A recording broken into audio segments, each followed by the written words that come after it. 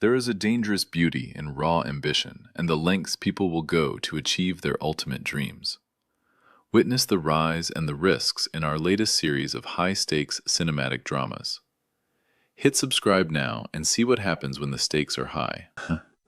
I came home from a 3-day conference in Atlanta to find my grandson sitting on the front porch steps in the dark. It was past 9 in the evening. The porch light was off. He was 7 years old, and he was just sitting there, hugging his knees, still in his school clothes from that morning. I almost didn't see him until my headlights swept across the yard. I got out of the car before it had fully stopped. "Buddy," I called out, "what are you doing out here?" He looked up at me, and even in the dark I could see something was wrong. Not scared exactly, more like exhausted, like a child who had been carrying something too heavy for too long and had finally just set it down on those steps to wait for me. "Grandpa," he said, "can I tell you something?" I sat down beside him right there on the cold concrete. I didn't even bring my bag in from the car. "You can always tell me anything," I said. "You know that." He was quiet for a moment. Then he said, "The medicine Uncle Derek gives me makes me feel weird, like my head is full of cotton and I can't think right at school. Can I stop taking it?" I did not move. I did not speak. I just sat there in those steps with the night air around us and felt something shift inside my chest that I don't have a word for. Not quite fear, not yet. More like the feeling you get right before you understand something terrible. The moment just before the ground opens up. "What medicine, buddy?" I asked, keeping my voice as steady as I could. "The little white ones," he said. "Uncle Derek puts them in my orange juice every morning before school. He said they're vitamins. But they make me feel funny, and I can't stay awake in class and Mrs. Me. Patterson called them about it, and he said not to tell you because you worry too much." I put my arm around him. I told him he did the right thing, telling me. I told him we were going to go inside and he was going to eat something and sleep in my bed that night, and everything was going to be fine. I don't know how I kept my voice calm. I genuinely do not know where that came from. My name is Walter. I'm 63 years old. I spent 31 years as a high school history teacher in Knoxville, Tennessee, and I like to think I've seen enough of human nature to handle most surprises. I've buried a wife. I've outlasted hard times. I don't shake easily.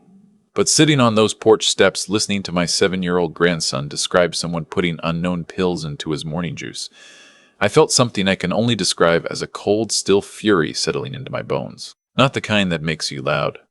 The quiet kind. The kind that doesn't go away.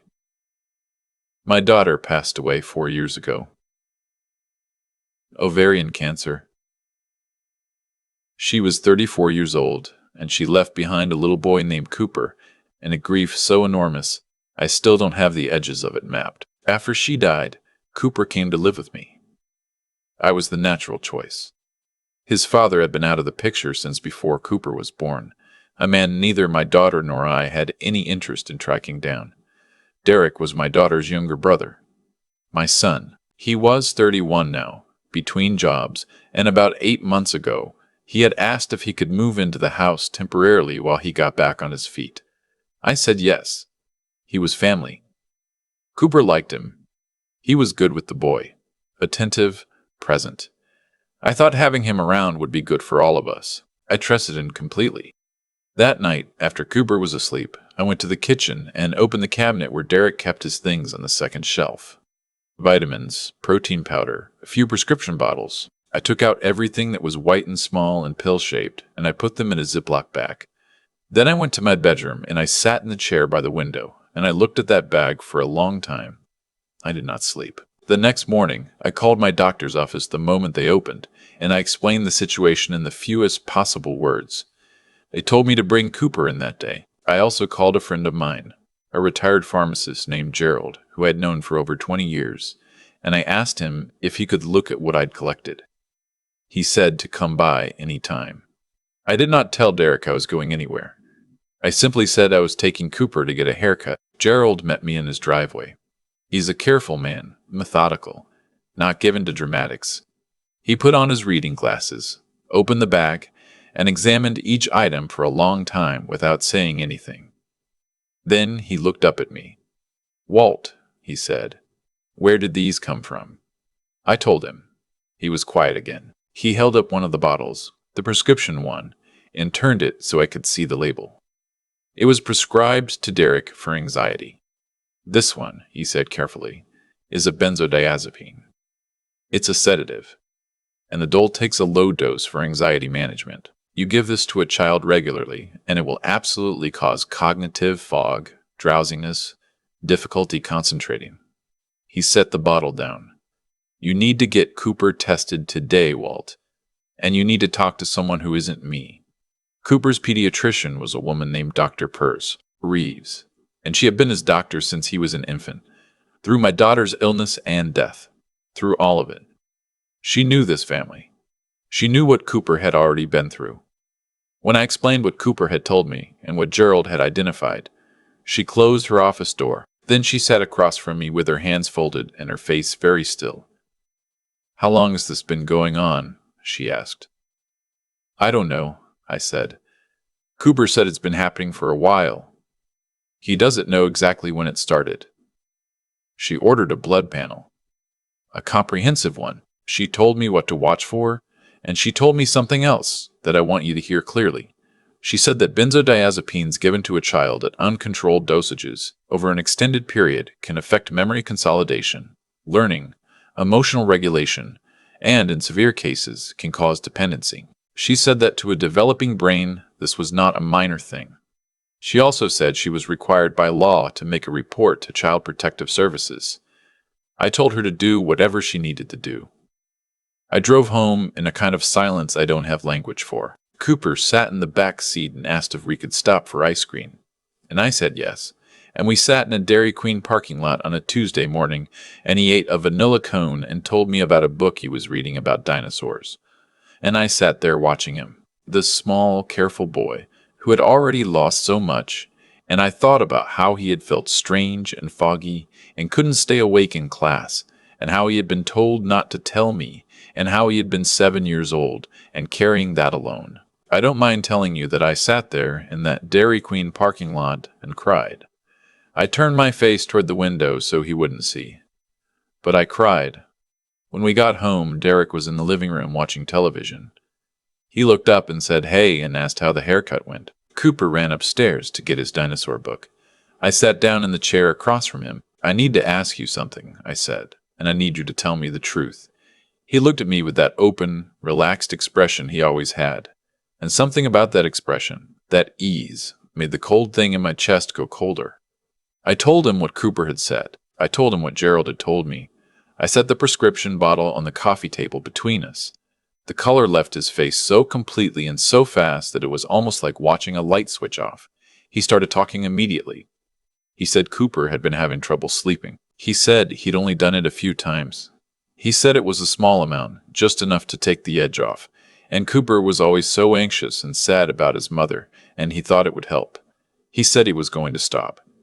He said he was sorry. I listened to all of it. I let him finish. Then I said, "You medicated my grandson without his knowledge or mine, for months, with a prescription sedative that was not prescribed to him, and you told him to keep it secret from me." He started to say something else. I held up my hand. "I want you out of this house today," I said. "I want your things packed, and I want you gone before Cooper comes back downstairs." He looked at me like I had struck him. Then he looked away. "Dad," he started. "Today," I said. I went upstairs. I sat with Cooper and his dinosaur book. I listened to him explain about the difference between theropods and sauropods, and I held myself very still and very present because that child needed someone present, and I was the one who was there. 30 minutes later, I heard the front door close. What followed in the next several weeks I want to describe carefully, because I think it matters. The blood panel came back and confirmed the presence of benzodiazepines in Cooper's system at levels that Dr. Reeves described as consistent with repeated administration over a period of weeks to months. She used those words carefully and precisely, the way doctors do when they are also thinking about legal documents. The Child Protective Services investigation moved quickly once the medical report was filed. Derek was interviewed. I was interviewed. Cooper was interviewed by a child specialist in a room with soft toys and careful lighting, and I sat in a waiting room for 90 minutes while that happened, and it was one of the longest 90 minutes of my life. I also retained an attorney, a woman named Patricia Holloway, who specialized in family law and had been recommended to me by a colleague.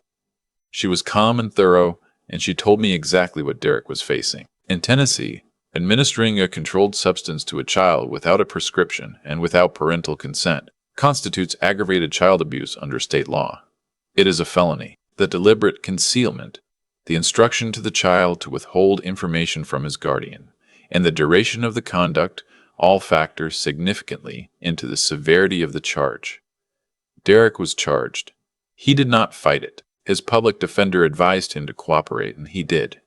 And, in exchange for a guilty plea, he received a suspended sentence with 5 years of probation, mandatory substance abuse and psychological treatment, and a permanent prohibition from unsupervised contact with minors. My own attorney helped me formalize my legal guardianship of Cooper, which had been informal since my daughter's death. It was now a court order. Cooper was mine in every way the law could make a person someone's.